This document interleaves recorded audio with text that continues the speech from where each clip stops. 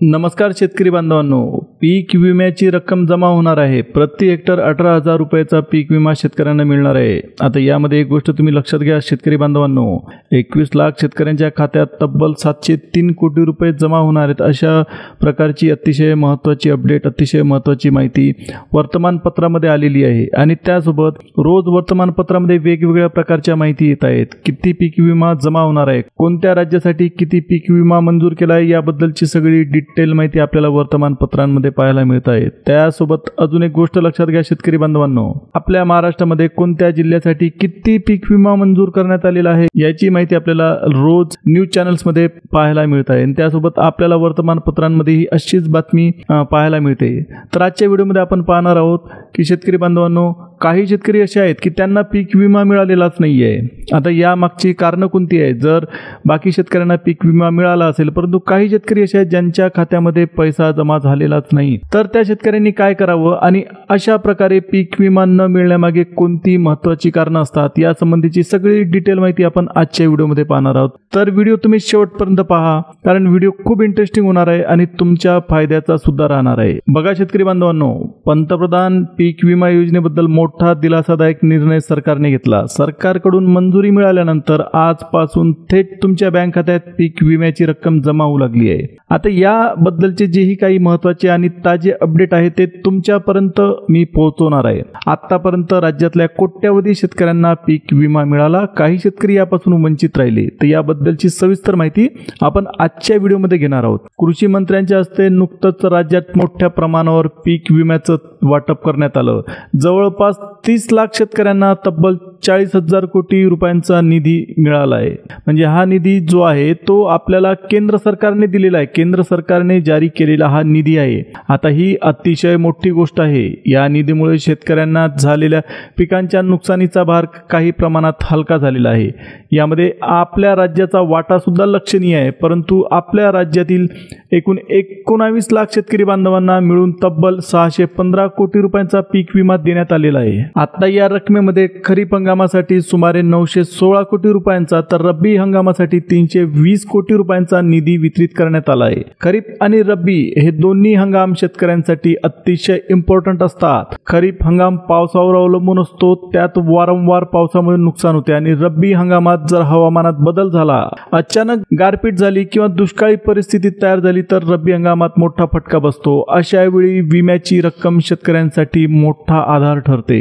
आता इतकं अजूनही काही शेतकरी बांधव असे आहेत की त्यांच्या खात्यात विम्याची रक्कम पोहोचलेलीच नाही, पडलेलीच नाही। त्यांचं म्हणणं आहे की त्यांनाही लवकरात लवकर विमा मिळावा, कारण पिकाच्या नुकसानीनंतर त्यांचं आर्थिक गणित पूर्णपणे कोलमडून पडलेलं आहे। आता याच पार्श्वभूमीवर एक अतिशय महत्त्वाचं अपडेट समोर आलेलं आहे।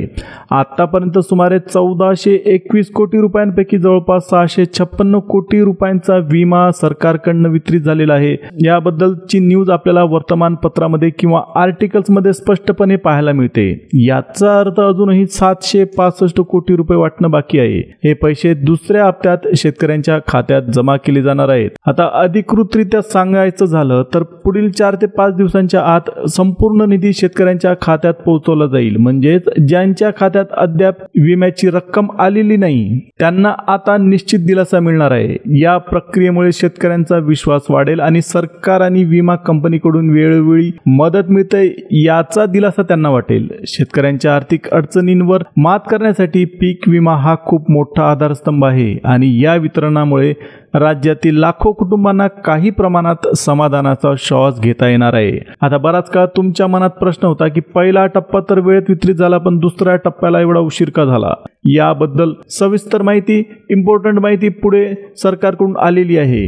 आता खरं तर सरकारकडून निधी उपलब्ध असूनही डीबीटीच्या प्रक्रियेत काही टेक्निकल अडचणी होत्या, म्हणजे टेक्निकल प्रॉब्लेम्स निर्माण झाले होते। अनेक शेतकऱ्यांची खाती या खाजगी बँकांमध्ये नसून जिल्हा मध्यवर्ती बँक किंवा ग्रामीण बँकांमध्ये आहे। या बँकांमध्ये पैसे ट्रान्सफर करताना विलंब लागतो, कारण त्या बँका सरकारकडून आलेली रक्कम लगेच स्वीकारत नाहीत। त्यामुळे दुसऱ्या टप्प्यातील निधी शेतकऱ्यांच्या खात्यात पोहोचायला उशीर झाला। अनेक शेतकऱ्यांनी तक्रारी केल्या होत्या की त्यांना अजूनही विम्याची रक्कम मिळालेली नाही। मात्र आता विमा कंपन्यांनी स्पष्ट शब्दात सांगितलेलं आहे की ज्या शेतकऱ्यांना पहिला टप्पा मिळाला नाही त्यांना दुसरा टप्पा आजपासून सरकारकडून पुढील 4 ते 5 दिवसांच्या आत संपूर्ण रक्कम त्यांच्या खात्यात येऊन पडणार आहे. म्हणजेच उरलेला निधी थेट खात्यात जमा होणार आहे आणि कोणताही पात्र शेतकरी यापासून वंचित राहणार नाही. काही दिवसांपूर्वी कृषी मंत्र्यांनी पत्रकार परिषद घेतली आणि त्यात त्यांनी सांगितलं की पहिल्या टप्प्यात जवळपास 500 कोटी रुपयांचा निधी शेतकऱ्यांच्या खात्यात यशस्वीपणे पोहोचवण्यात आला होता.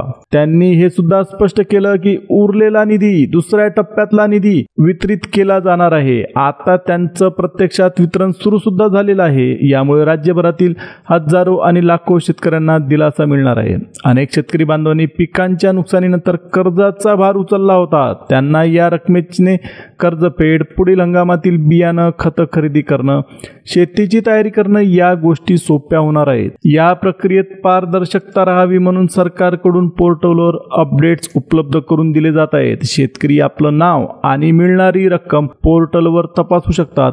त्यामुळे कोणाला किती पैसे मिळाले आणि किती थकबाकी आहे हे स्पष्टपणे आपल्याला पोर्टलवर दिसून येते. अनेक ठिकाणांहून अजून सुद्धा कंप्लेंट्स येत आहेत की त्यांच्या खात्यावर पीक विम्याची रक्कम जमा झालेली नाही. हा प्रश्न खरंच महत्त्वाचा आहे आणि याचं उत्तर तसेच पुढील मार्गदर्शन आपण इथे पाहणार आहोत. तरी शेतकरी बांधवांनो, व्हिडिओ लक्ष देऊन ऐका, लक्ष देऊन व्हिडिओ पहा, कारण तुमच्या प्रश्नांची उत्तर आता भेटणार आहेत.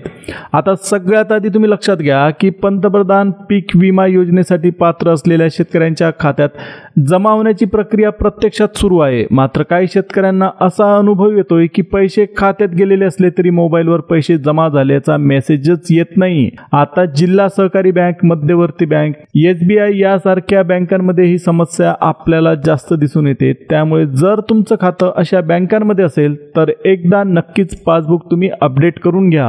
पासबुकमध्ये तुमच्या खात्यातील बदल तुम्हाला 100% दिसून येतील आणि विम्याची रक्कम आली का नाही हे सुद्धा तुम्हाला खात्रीशीरपणे कळेल. आता या ठिकाणी अतिशय महत्त्वाची गोष्ट आहे ती म्हणजे तुम्हाला तपासणी करायची आहे. कशाबद्दलची? तुम्हाला जी रक्कम मिळाली आहे ती कोणत्या वर्षासाठी आहे. कारण केंद्र सरकारकडून पीक विमा कंपन्यांना निधी हा वर्षानुसार पाठवला जातो. उदाहरण द्यायचं झालं तर 22, 23, 24, 25 या कालावधीत पिकांचं नुकसान झालं असेल आणि तुम्ही त्यावेळी विमा भरला असेल किंवा क्लेम केला असेल तर तुमचं नाव PMFYB या पोर्टलवर दाखवलेलं असेल.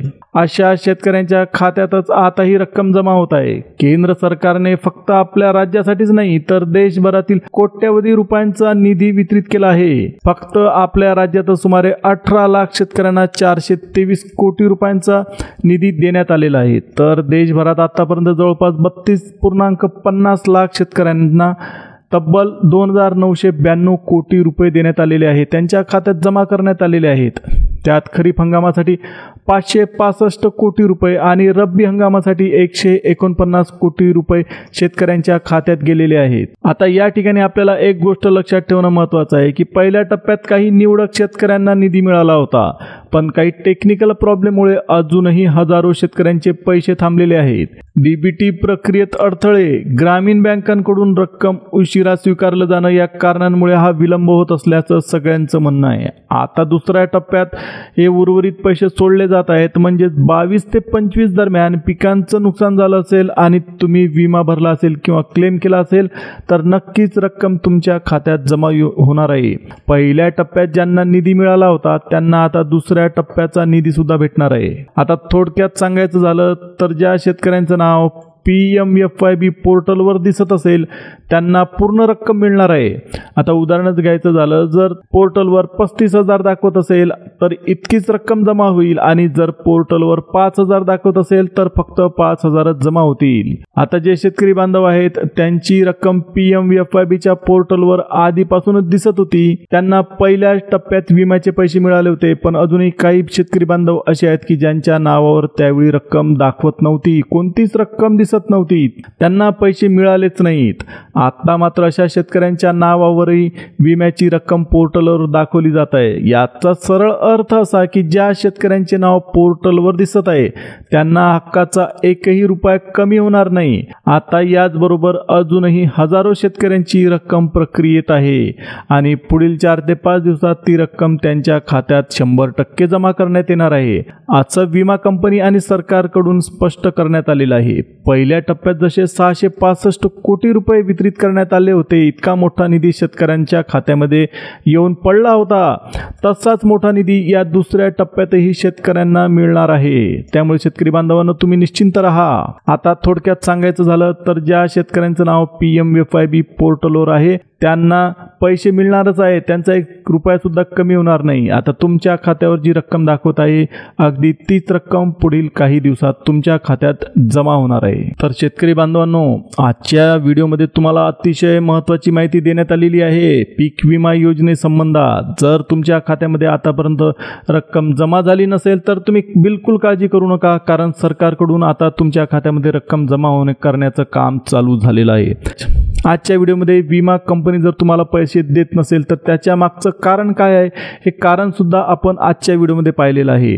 तुम्हाला नक्कीच तुमच्या खात्यामध्ये जर पैसा जमा झाला नसेल तर याच्या मागे काय महत्त्वाची कारणं असू शकतात याच्याबद्दलची सविस्तर माहिती समजली असेल. मी आशा करतो की हा व्हिडिओ तुम्हाला नक्कीच महत्त्वाचा वाटला असेल, तुम्हाला आवडला असेल तर व्हिडिओला एक लाईक द्या. आणि तुम्ही जर चॅनलला नवीन आले असाल तर चॅनलला सबस्क्राईब केल्याशिवाय मात्र जाऊच नका. आणि तुमच्या शेतकरी बांधवांपर्यंत, इतर मित्रांपर्यंत सुद्धा हा व्हिडिओ शेअर करा, म्हणजे त्यांना सुद्धा अतिशय महत्त्वाची माहिती कळेल. मित्रांनो, अशाच नवनवीन अपडेट सोबत पुन्हा भेटूया आता पुढच्या व्हिडिओमध्ये. तोपर्यंत जय हिंद, जय महाराष्ट्र.